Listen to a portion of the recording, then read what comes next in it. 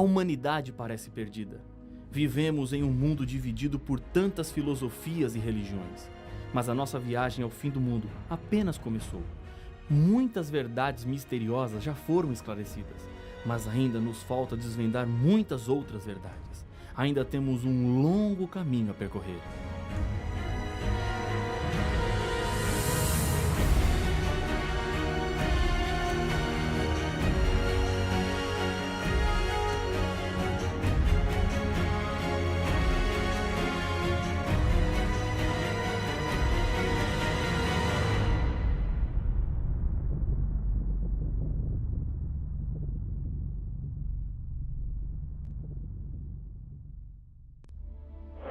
A maioria dos livros do Novo Testamento são cartas que foram escritas pelos santos apóstolos a várias congregações do passado, mas as mensagens não estão presas ao tempo, chegam até os nossos dias. O conteúdo dessas cartas é universal. Existe algo que faz do Apocalipse um livro realmente único.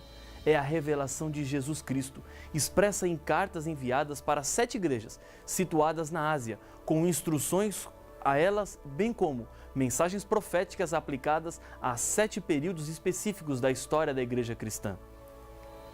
As cartas trazem mensagens que produzem crescimento e fortalecimento espiritual daquele que busca organizar a sua vida de acordo com as mensagens que vêm diretamente de Deus. Foram 7 igrejas que receberam as cartas de Deus: Éfeso, Esmirna, Pérgamo, Tiatira, Sardes, Filadélfia e Laodiceia. Existem pontos em comum em cada uma dessas cartas. Elas foram escritas para o anjo ou mensageiro de cada igreja.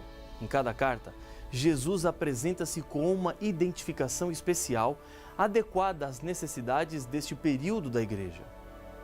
Por exemplo, ao escrever a Esmirna, Jesus apresenta-se como o que esteve morto e tornou a viver.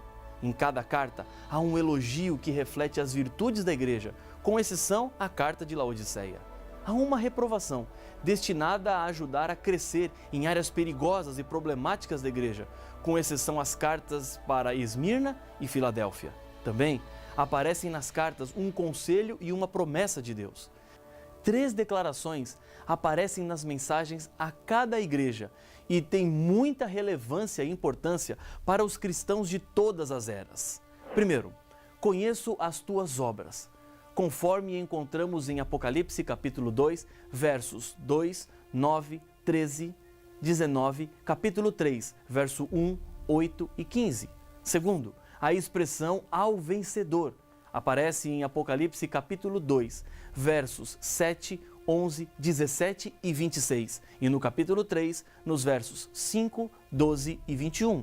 Terceira expressão: quem tem ouvidos, ouça o que o Espírito diz às igrejas. Aparece em Apocalipse capítulo 2, versos 7, 11, 17, 29 e no capítulo 3, nos versos 6, 13 e 22. Dessas 3 declarações, surgem nitidamente 3 mensagens de Deus para todas as pessoas, em todos os tempos e em todas as épocas. 1. Deus me conhece totalmente e não posso enganá-lo. No Salmo 139, escrito por Davi, nos 3 primeiros versos, ele diz: Senhor, tu me sondas e me conheces. Sabes quando me sento e quando me levanto. De longe percebes os meus pensamentos. Sabe muito bem quando trabalho e quando descanso. Todos os meus caminhos são bem conhecidos por ti. Deus se importa com você. Tudo que está relacionado com a sua vida, Deus conhece. Ele sabe a sua dor e está sofrendo ao seu lado e lhe diz: não desanime, jamais. E daí surge a segunda mensagem de Deus nas cartas e que também nos fala: quando Deus diz ao vencedor, Ele está dizendo que quer fazer de você um vencedor. Deus não te criou para ser um derrotado ou um fracassado. Em Filipenses capítulo 4, verso 13, a Bíblia nos diz que tudo posso naquele que me fortalece. A maior vitória que um ser humano pode alcançar é receber das mãos de Deus a vida eterna. E Deus quer lhe dar a vida eterna. Levante a sua cabeça. Se os problemas parecerem muito grandes, lembre-se sempre que Deus está contigo. Ele tem uma solução, mas saiba de uma coisa: a solução de Deus nem sempre é aquela que você queria, mas é sempre a melhor solução. Diz o Salmo capítulo 30, verso 5, ao anoitecer, pode vir o choro, mas a alegria vem pela manhã. 3. Para isso, devo sempre obedecer à voz do Espírito Santo de Deus. Ele não nos abandonou neste mundo sem nos mostrar claramente quais devem ser as nossas escolhas e decisões. Ele continua cuidando de tudo. As 7 igrejas que recebem as cartas formam a primeira série de 7 do livro do Apocalipse. As outras séries são os 7 selos, as 7 trombetas, as 7 pragas, as 7 bem-aventuranças. A repetição do número 7 nos sugere que ele representa um número simbólico no contexto da profecia, mesmo porque essa região para onde as cartas foram enviadas tinha mais de 7 igrejas. Foram escolhidas apenas 7, devido às características, como símbolos proféticos, marcando também 7 períodos proféticos da história da igreja cristã. Uma das igrejas que estava nessa região era a de Herápolis, que é mencionada por Paulo em Colossenses capítulo 4, verso 13, que encontrava-se entre Filadélfia e Laodiceia. Ela não foi escolhida para receber uma das cartas do Apocalipse, pois as suas características não serviriam para simbolizar um período no qual a igreja de Deus passaria aqui na terra. Jesus deixa bem claro a João que as revelações do Apocalipse estão direcionadas também para o futuro. Veja Apocalipse capítulo 1, verso 19. Escreve, pois, as coisas que viste, e as que são, e as que hão de acontecer depois destas. As revelações do Apocalipse chegam até a segunda vinda de Jesus Cristo à Terra. A volta é o grande clímax da história deste mundo e também representa o fim do mal e o começo de uma vida eterna e perfeita. Os 7 períodos históricos, no qual as 7 igrejas representam, terminam também com a volta de Jesus, a nossa maior esperança. A primeira igreja é a de Éfeso.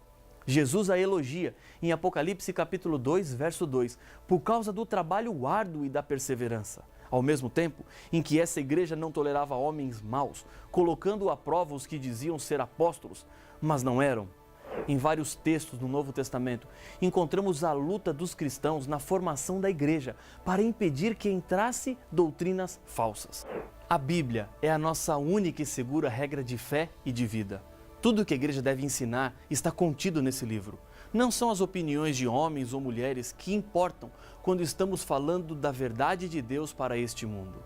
Infelizmente hoje, há muitas opiniões pessoais que estão se tornando verdades divinas na boca de muitos pregadores. Pessoas são enganadas em sua religiosidade. Preste atenção no que eu estou lhe dizendo. Estude a Bíblia. Procure saber através do texto sagrado qual é o verdadeiro caminho. Tudo o que lhes tenho falado nesses estudos está baseado no que Deus nos deixou revelado. A igreja de Éfeso não permitiu que a mentira se misturasse com a verdade. Assim deve ser a nossa posição. A reprovação diz que a igreja havia abandonado o seu primeiro amor. Algumas coisas que eles estavam fazendo não eram do agrado de Deus, e eles deveriam se arrepender daquelas coisas e abandonarem a prática. A igreja de Éfeso representa a época dos apóstolos, durante o primeiro século da era cristã. Foi um tempo de intenso crescimento do cristianismo. Nessa época, os cristãos chegaram a ser mais ou menos 6 milhões de pessoas. Era um período de pureza, fidelidade na doutrina e no estudo da Bíblia. A segunda igreja é a de Esmirna. Essa igreja somente recebe elogio. De Jesus a essa igreja, que conhecia as aflições e a pobreza da igreja. Mas a igreja, na verdade, era rica. Jesus também fala de um período de 10 dias de perseguição que a igreja sofreria em Apocalipse capítulo 2, verso 10. A igreja de Esmirna marca um período de perseguições gerais. Durante o segundo e terceiro século, os imperadores romanos procuraram exterminar a igreja cristã com perseguições, mas o exemplo dos mártires movia o coração dos sinceros, os quais se convertiam, aumentando assim o número dos cristãos. Um exemplo dessas perseguições aconteceu com Policarpo. Ele foi pastor da igreja de Esmirna. O Estado exigia que ele adorasse a César como se fosse um deus, mas ele não o fez e lhe custou a vida. Quando exigiram que renunciasse a Cristo se quisesse salvar a sua vida, respondeu: servi a meu Jesus por 50 anos e ele não falhou comigo nem um só dia. Como poderia traí-lo agora? foi queimado vivo, atado a um poste na encosta do Monte Pagos, no ano 168. Como ele, outros milhares se tornaram mártires. Esse período termina em 313, no Edito de Tolerância de Milão, assinado por Constantino. A terceira igreja é a de Pérgamo. O elogio dessa igreja é que permanecia fiel ao nome de Jesus e não havia renunciado à sua fé. A reprovação dizia que a igreja tinha pessoas que estavam apegadas aos ensinos contrários ao da Bíblia, como o de Balaão e a doutrina dos nicolaítas. Quando em 313, Constantino assinou o Edito de Tolerância de Milão, dando liberdade de culto aos cristãos, pouco depois disse que estava convertido ao cristianismo. Com isso, despertou natural gratidão e admiração da igreja, que até então era duramente perseguida. O imperador, porém, continuou sendo o líder máximo do paganismo, ao mesmo tempo em que assistia aos cultos cristãos. O imperador envolveu-se nos assuntos da igreja, exercendo a sua influência. E no dia 7 de março de 321, ditou a primeira lei, tornando obrigatória a observância do domingo, dia em que os pagãos adoravam o Deus Sol. E com isso, essa prática acabou se infiltrando no cristianismo, sem ter nenhuma base bíblica. Essa mudança será estudada aqui, no nosso estudo sobre o Apocalipse. Nesse período, o que fica evidente é que Satanás tentou destruir a Igreja de Deus com as perseguições e as inúmeras mortes que aconteceram. Como não conseguiu, fez com que a Igreja se misturasse com o Estado, introduzindo na Igreja pagãos não convertidos, que trouxeram para dentro parte de suas ideias. Essas práticas do paganismo dentro da Igreja foram enfraquecendo a doutrina. Pérgamo refere-se aos séculos 4, 5 e metade do 6. A quarta igreja é a de Tiatira. O elogio que recebe é por causa do amor, da fé e do serviço e a perseverança. A igreja é reprovada porque dentro dela estava sendo tolerada Jezabel, que se dizia profetisa e que estava levando os membros da igreja para a imoralidade sexual e a comerem alimentos que foram usados no sacrifício a ídolos. No passado, Jezabel, que era filha de um rei sidônio, adorador de um deus chamado Baal, que viveu na época do profeta Elias, ela introduziu no meio do povo de Deus a corrupção religiosa e o abandono das verdades divinas. A mesma tragédia estava se repetindo agora na igreja de Tiatira, e Deus adverte contra os perigos que a igreja estava correndo por permitir que essas doutrinas falsas entrassem no dia a dia dos membros e das famílias cristãs da cidade. No ano de 538, entrou em vigor o Edito de Justiniano, que permitia condenar, até com pena de morte, os que não respeitassem os ensinos do bispo de Roma. Como aconteceu com Constantino, a religião cristã se tornou religião oficial do império. Muitas doutrinas pagãs entraram na igreja nesta época, e os cristãos, influenciados por essas doutrinas, perseguiram aquela pequena minoria que se mantinha fiel às Escrituras. Tiatira representa o período que vai desde o século 6 ao 15, período chamado de Idade Média. Do século 4 ao século 15, muitas doutrinas passaram a fazer parte do cristianismo por causa da associação entre cristianismo e paganismo, e não possuem nenhum respaldo na Bíblia para acreditarmos desta forma. Algumas dessas doutrinas, além da mudança do sábado para o domingo, são oração pelos mortos e depois a canonização de santos mortos, doutrina do purgatório, uso de água abençoada, inquisição, confissão dos pecados a homens, os 7 sacramentos, entre outras. A quinta igreja é a de Sardes. Jesus apresenta primeiro a reprovação. A igreja de Sardes tinha a fama de estar viva, mas na verdade estava morta. Umas poucas pessoas na igreja não tinham se contaminado com a mentira e os enganos da época.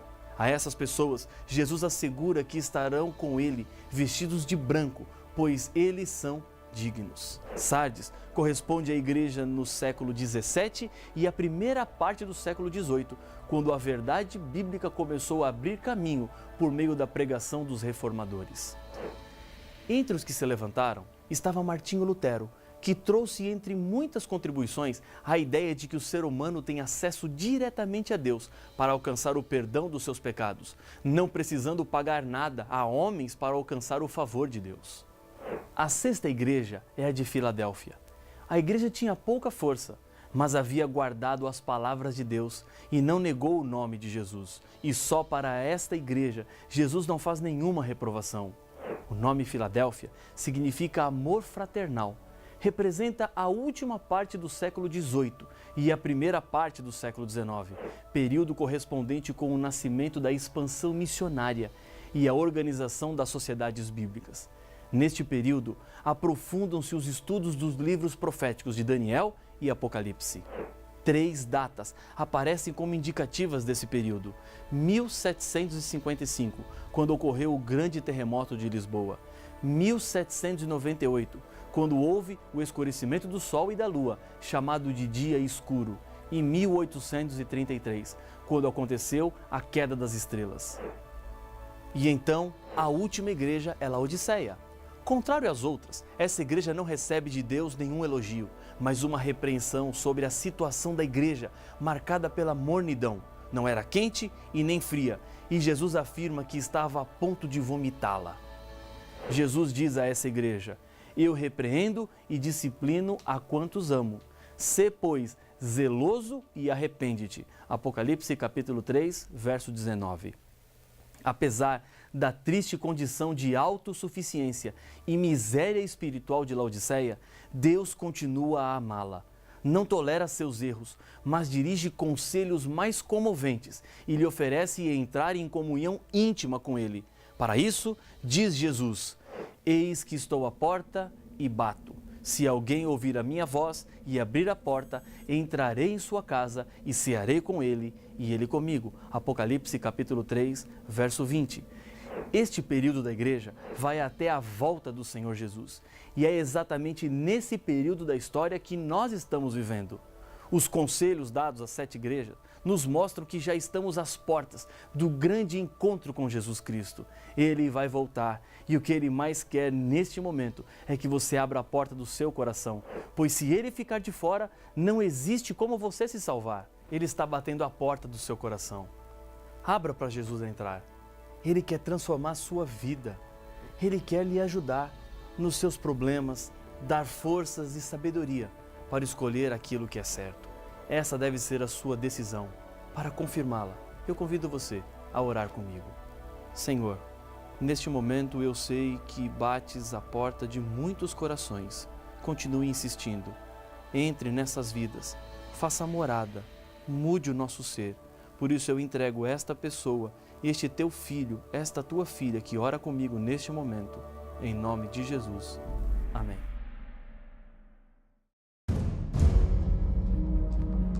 O livro do Apocalipse, no primeiro capítulo, fala do momento da volta de Jesus. Eis que vem com as nuvens, e todo olho o verá. Apocalipse capítulo 1, verso 7. Mas quando Jesus retornará pela segunda vez? E como todos o verão? Como isso acontecerá? Para saber as respostas a estas difíceis questões, não perca o próximo episódio de Apocalipse, o fim revelado.